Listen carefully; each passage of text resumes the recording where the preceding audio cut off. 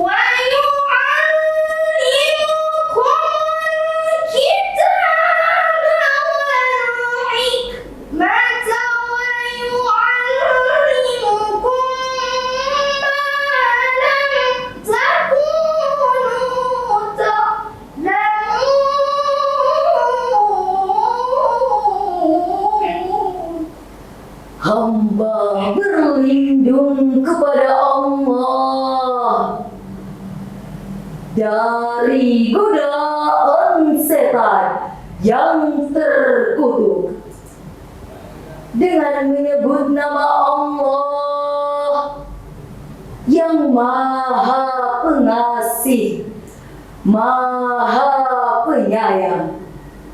Sebagaimana kami telah mengutus kepadamu seorang Rasul dari kalanganmu yang membacakan ayat-ayat kami kepadamu, menyucikan kamu, dan mengajarkan kepadamu kitab Al-Quran dan As-Sunnah, serta mengajarkan apa yang belum kamu ketahui. Dewan Hakim yang kami hormati, hadirin sahabat Muhyiddin Tilawah wa Da'wah rahimakumullah.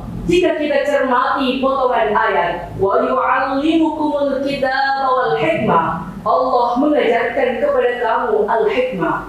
Kata al-hikmah dalam Al-Quran terulang 18 kali dengan konteks yang berbeda-beda, di mana menurut Syekh Ahmad Mustafa Al-Maraghi dalam tafsir Al-Maraghi juz 2 halaman 29, hikmah adalah pengetahuan yang disertai dengan berbagai rahasia dan manfaat hukum sehingga dapat mendorong seseorang untuk mengamalkannya sesuai dengan petunjuk.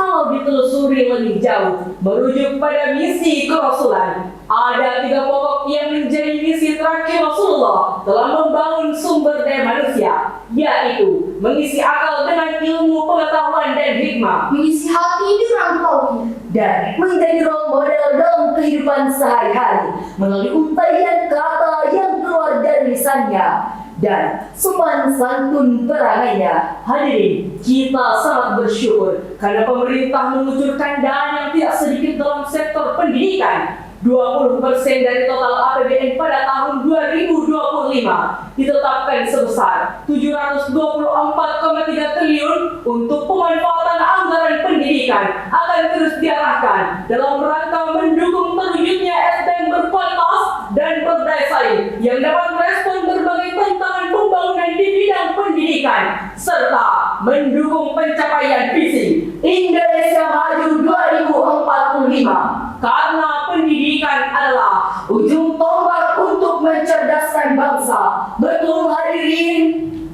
Untuk itu hadirin, kita tidak boleh hanya duduk berpangku tangan menunggu datangnya keajaiban dari langit. Kita tidak boleh lengah dan merasa berada pada zona nyaman. Mari kita sing-singkan lengan. Kita harus menguasai ilmu pengetahuan, namun ilmu pengetahuan tidak cukup. Harus dilandasi dengan hati dan jiwa yang sehat melalui penanaman karakter yang dilandasi dengan iman yang kuat. Hal ini sejalan dengan firman Allah Quran Surah Al-Isra ayat 70 sebagai berikut. وَلَقَدْ كَرَّمْنَا بَنِي آدَمَ وَحَمَلْنَاهُمْ فِي الْبَرِّ وَالْبَحْرِ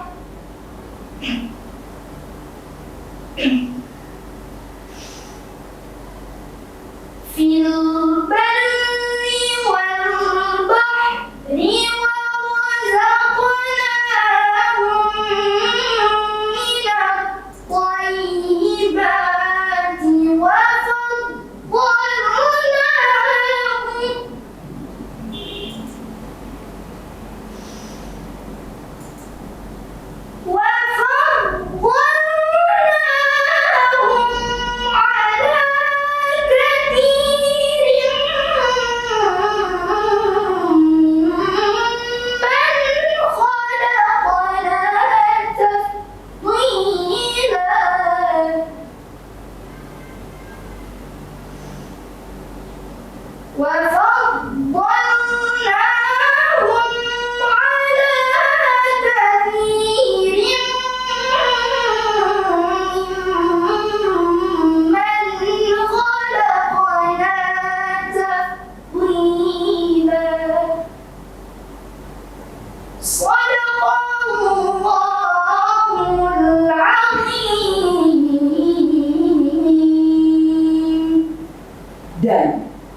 Sungguh, kami telah memuliakan anak-anak Adam. Kami angkut mereka di daratan dan di lautan. Kami beri mereka rezeki dari yang baik-baik.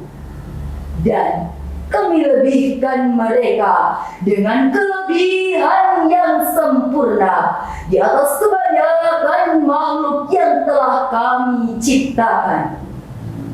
Maha benar firman-Mu ya Allah, lagi Maha Agung. Hadirin, Profesor Dr. Muhammad Ali As-Sabuni dalam kitabnya Sofatut Tafasir jilid 2 halaman 163 menjelaskan, walaqad karramna bani Adam. Sungguh telah kami muliakan anak keturunan Adam di atas makhluk-makhluk lainnya. Dapat dipahami bahwa dengan potensi ilmu yang berdimensi horizontal, Potensi akal yang berdimensi vertikal, dan potensi komunikasi yang berdimensi universal, tidak parsial, maka tercipta sumber daya manusia Indonesia yang berkualitas. Dewan Hakim yang kami muliakan, hadirin sahabat Muhyiddin Tilawah wa Dakwah rahimakumullah. Sebagai kesimpulan, untuk menciptakan sumber daya manusia yang kuat menuju Indonesia Jaya,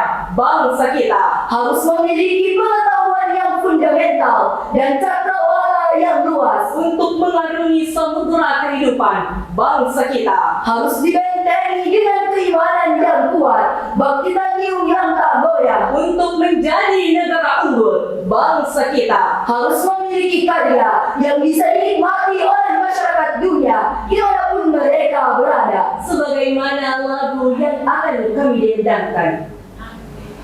Wahai para pemuda, mari kuatkan iman, harapan dan impian bangsa ada di tangan kita.